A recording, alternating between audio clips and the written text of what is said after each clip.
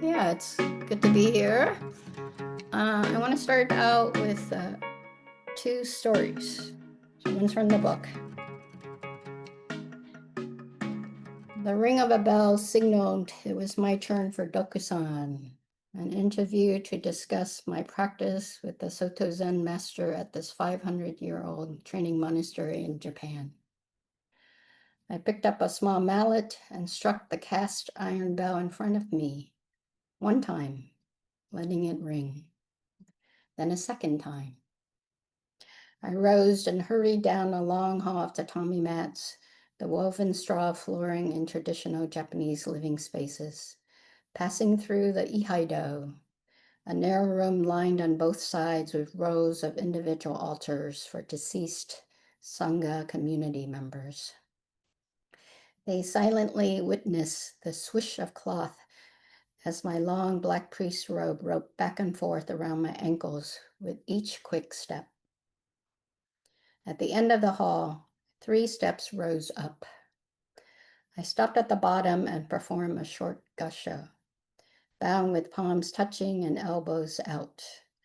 Then, in one swift motion, I grabbed the end of my zagu, or priest bowing cloth, laid it down on the tatami, and folded it into a square. I dropped down and started my full prostrations as quickly as possible. Body crouch in child's pose, both hands outstretched and palms placed on the floor. Then, with symmetrical precision, hands raised past the ears and down again before rising to stand. I did this 3 times quickly, as is the custom, after which I refolded and slid the zagu back over my left wrist. One more quick gassho, and then I headed up those 3 stairs to my dokusan with Seke Harada Roshi, the abbot of Hoshinji Monastery in Obama, Japan.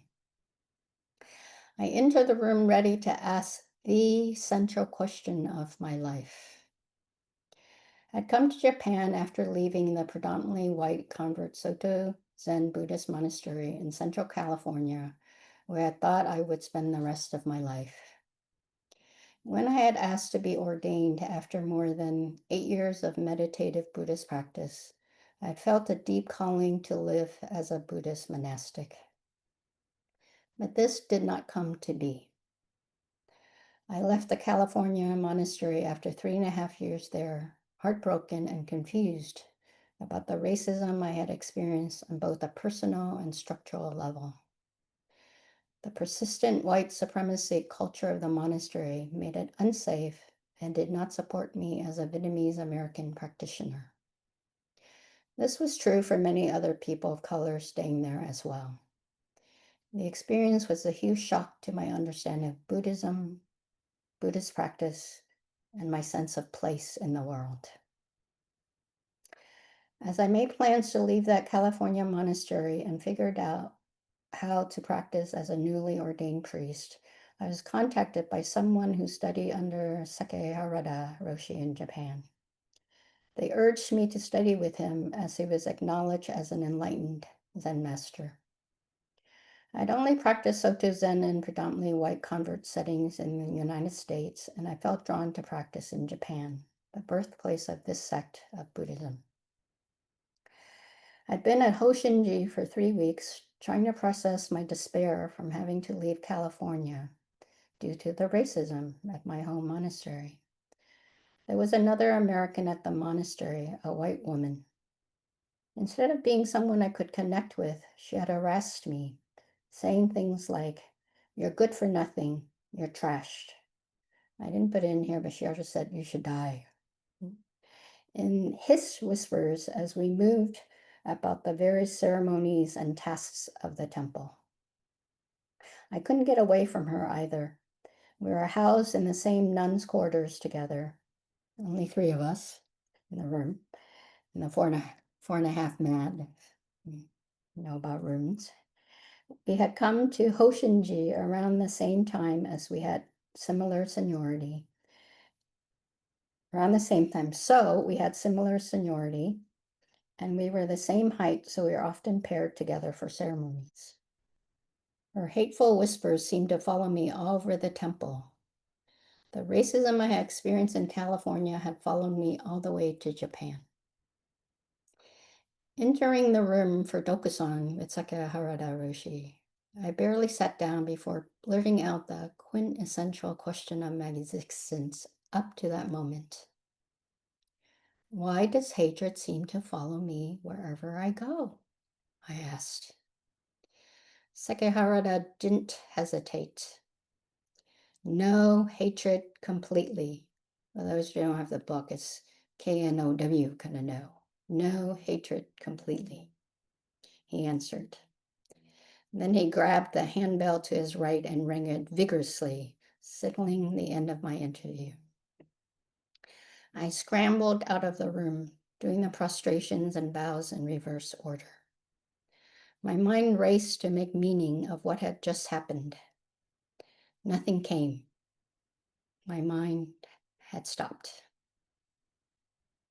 All right, the other story is case 54 from the Book of Serenity. Yin Yang's Great Compassion. A case. Yin Yang asked Daowu, what does the Bodhisattva of great compassion do with so many hands and eyes? Daowu said, it's like someone reaching back for the pillow at night. Yin Yang said, I understand. Daowu said, how do you understand? Yin Yang said, all over the body is hands and eyes. Daowu said, you said a lot there, but you got only 80%. Yin Yang said, what about you, elder brother? Daowu said, throughout the body is hands and eyes.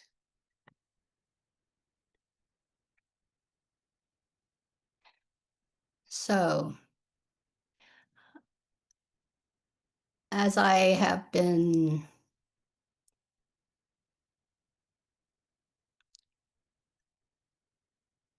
traveling with the book when it first came out, and then offering the course and just being with different sanghas around these issues since the book came out,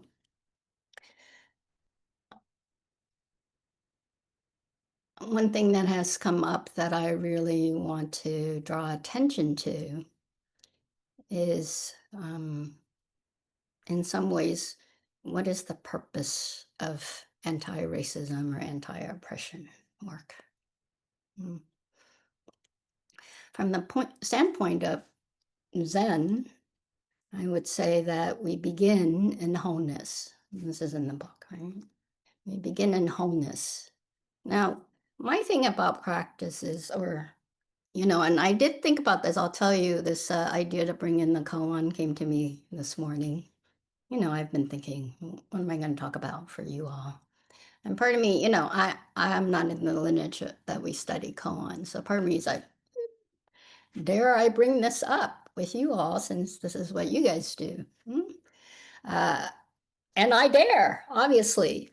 And so I'll just tell you that I'm, ignorant, but that's part of being a Zen master is I show up and I just show my ignorance over and over again. So in my ignorance, I think this relates to my story in the sense that from the standpoint of Zen, we act out of compassion. We go to meet the suffering in the world. That's our bodhisattva vow, right? And this is our prime directive, you could say. And we take it really seriously. And I think it's a really heartfelt, perhaps even, I would say, perhaps from that instinctive kind of desire and good intention. And it's the same about coming to practice. Something in us is responding and wants to express our true nature, the fundamental Buddha-ness, which is really our humanness, right? Our human quality.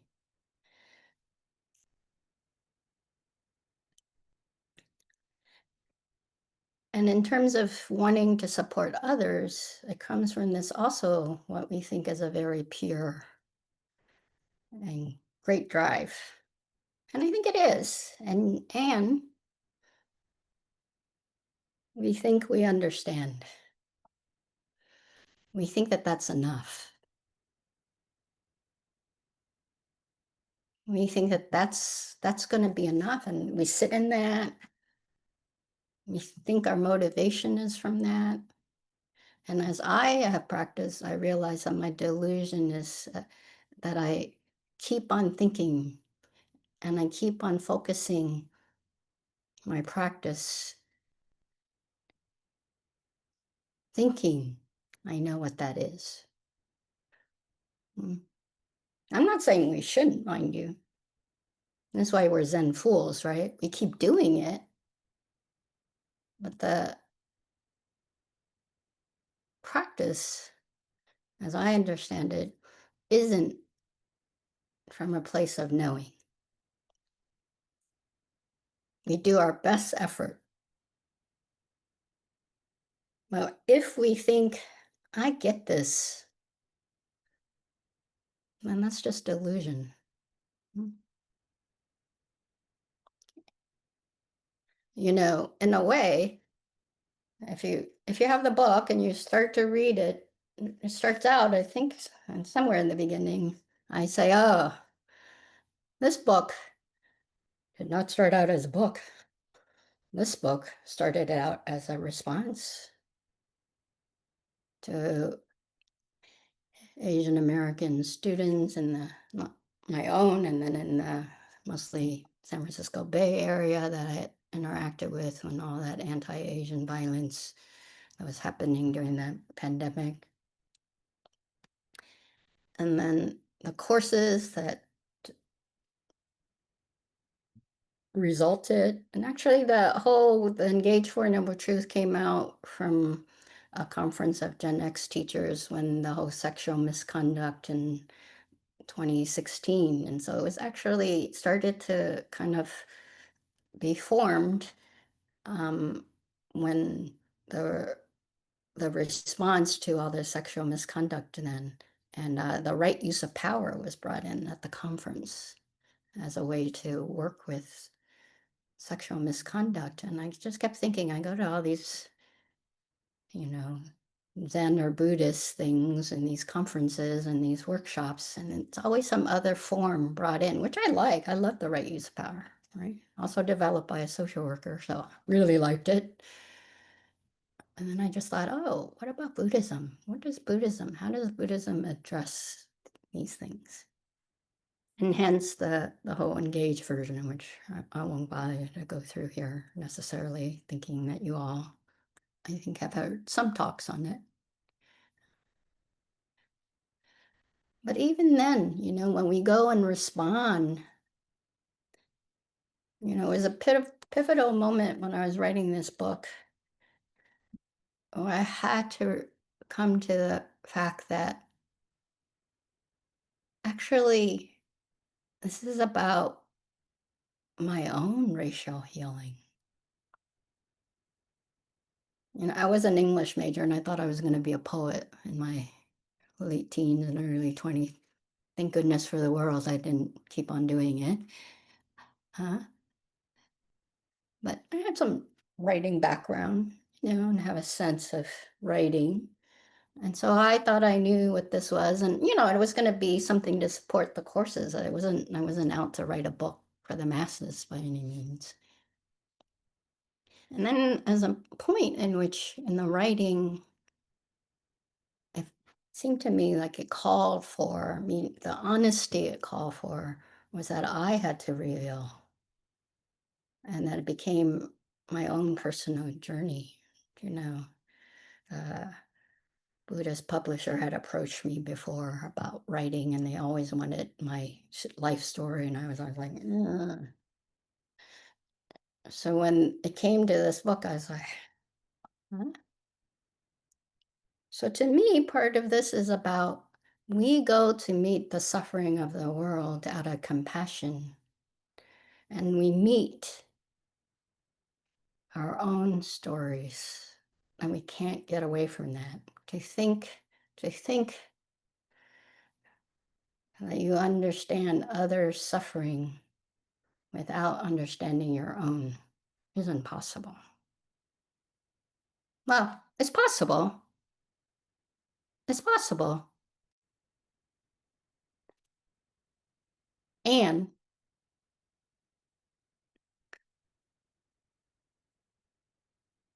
where do our stories keep us from that possibility?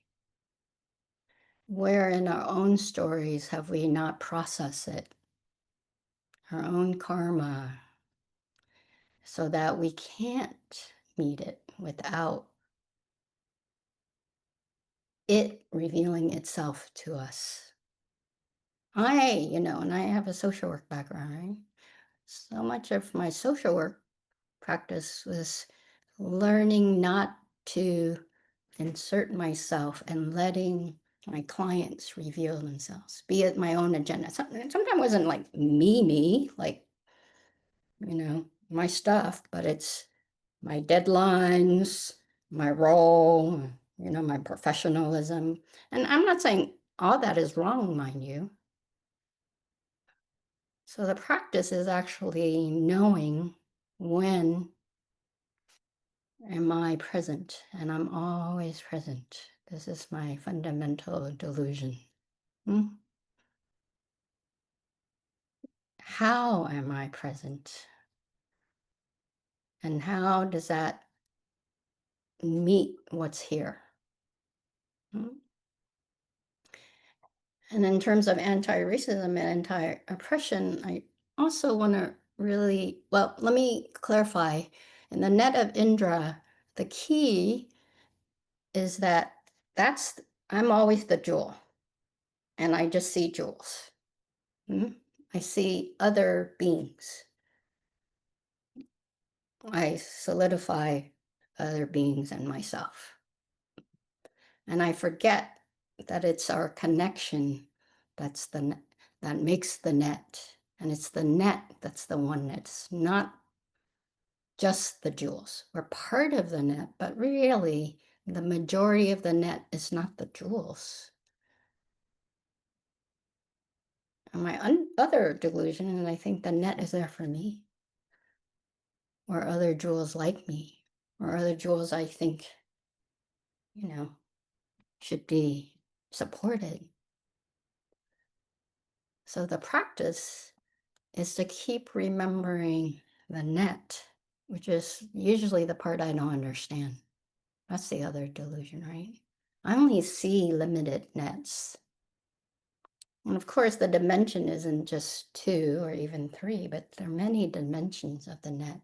What nets am I not seeing because of my limited view in this position? So how do we go to meet that, right? How does this compassion play out in real time? Not, as a story, not as a thing that I work through, right? I was just thinking, the way that I've worked with koans, my teachers, I just carry it around, and I chew on it. But if you think about it, I was thinking about it. Usually I carry it around and it's just that, it's me. I'm carrying around, it's impacting my life. And I think all that's useful, mind you. But what if it's in this one? What if it's about not my compassion, right? That it isn't just actually about this one, or it's about this one's understanding of other suffering, but the compassion and the suffering is throughout, right? Oneness. So as long as we keep thinking racism or ableism or whatever ism you want to bring up is their problem and it doesn't impact me and it isn't my problem, that's the key, actually. Not just that it impacts me, but it's also my problem. All systems are my problem. And I wouldn't even say problem, that's the issue, right? If we keep framing it as a problem, yes, it might need engagement, it might need fixing, it might need whatever, but as long as we say that's how do we get closer to their problem? Already that's your problem to think that's their problem. If you really understand oneness.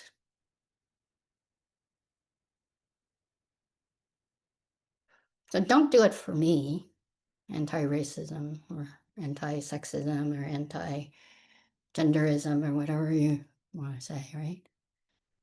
Don't do it for me. I don't want you to do it for me. I fucking don't want it. I don't need it. That's the other thing. I'll tell you that. I don't need it. At this point in my life, I don't need it. Don't do it for me. Do it because you know that it impacts you and it hurts you. It keeps you from fully being alive with all beings.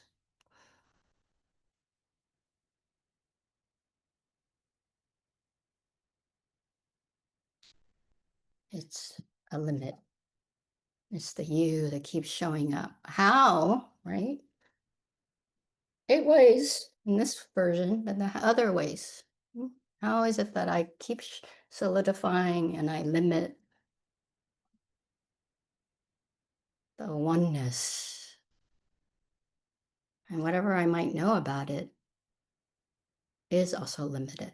And so then the key actually isn't necessarily just how do I understand it. Right? It helps, it helps. Maybe it's 80%. I'm not even convinced of that. Yeah. It's also how am I making space for others to reveal themselves to me? Or any phenomena for that matter. How do I keep it separate? My anger, my sadness, my shame, whatever it is.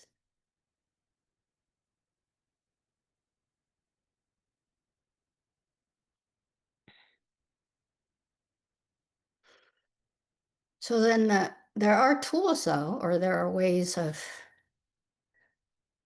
meeting our delusion.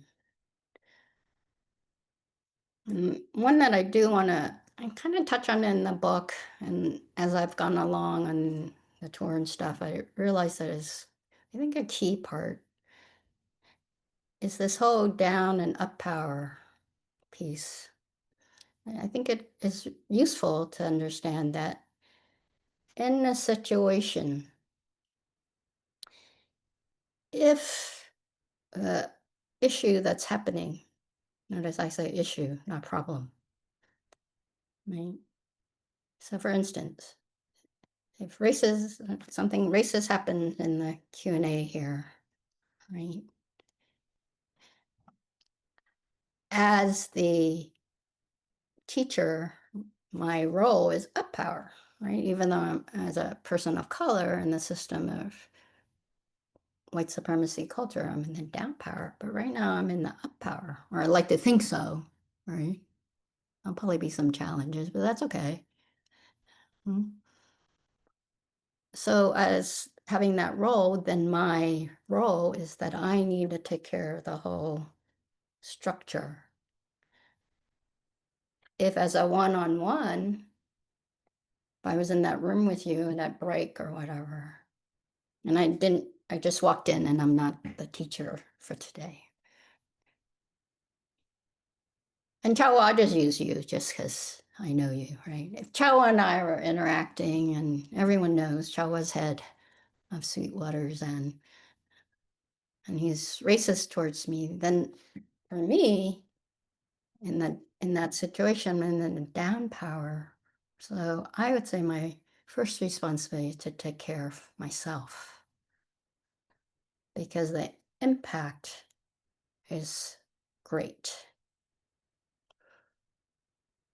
Choa's responsibility is not to take care of his white entitlement reaction of perhaps shame or fear or anger, I don't know, right? It's all hypothetical. So, but instead to take care of the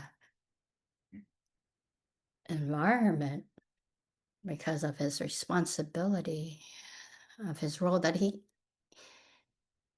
as the leader. As long as in the Zendo and the Zendo environments, however that is, be it at a picnic or whatever, Choa always holds that position. So that helps because then also the other thing that I think is important is for anyone who still does DIA work as a person of color, then actually that's a even if you that's a huge responsibility and it's a huge burden, right? Like I've been on committee in Zen centers where they're at, anti-racism, multiculturalism, whatever the name was or is, but had no power, then that's just a support group. Or the thing as organization to know is that people of color who are working for that are especially burdened because they're holding it for themselves and they're holding it for all the people who do not feel safe enough or are not safe enough. That's an even more correct way of putting it. It's not just about feeling, folks, to come forth. Then that's a lot of holding. And so as an organization, it has to give this person or people that much more support.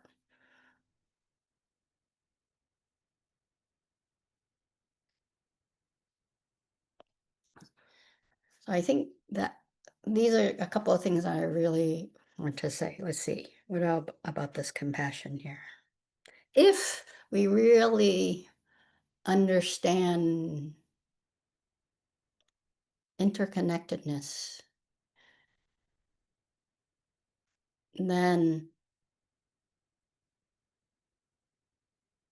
throughout the body, right,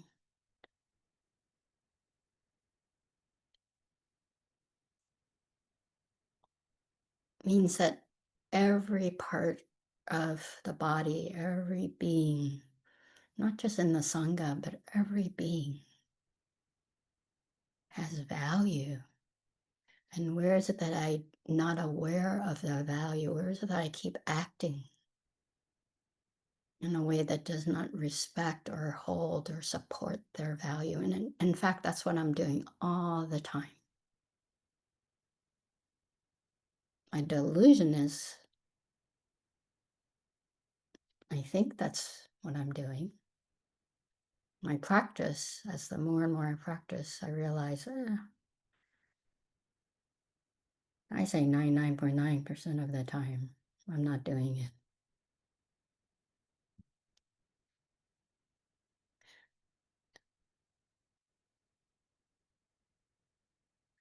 How do I open myself to do it? Takes bravery, takes courage, which honestly, I'll just say this as this Zen Center, and it's actually my fundamental belief as fundamentally a Zen practitioner. As a bodhisattva, we're already willing to be courageous and brave. I mean, how foolish is a fucking bodhisattva, right? How foolish are we? Think we're going to save all beings? Hmm? Or all being is me, all being is you, all being is where I don't pay attention. That's the practice. And the willingness to show up and say, I don't know. Show me how I don't know. You show me, not me trying to get you. And it's not tell me your fucking problem.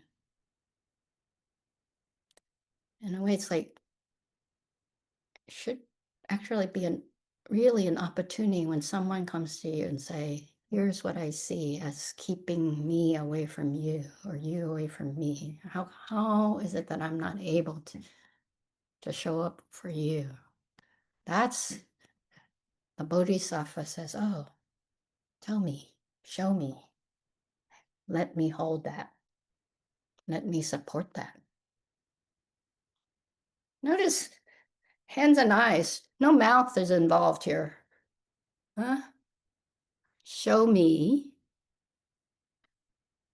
I'm going to hold it. Doesn't say, well, let me tell you how I understand you. Huh? Well, let me tell you how I'm seeing the situation. We show up to be informed, to be shown, and our practice is to hold it. Of course, they can be together. And I know my fundamental delusion is I'm the one going out there, Arna, right? I'm always putting myself first. Let me make sure I got you. Let me make sure. Let me make sure. I. Huh? That's why, in part, why we sit in silence, folks. Shut the fuck up.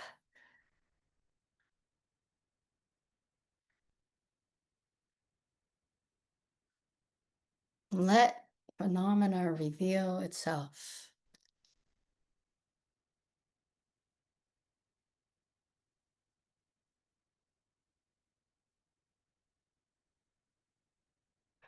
I'm going to stop there.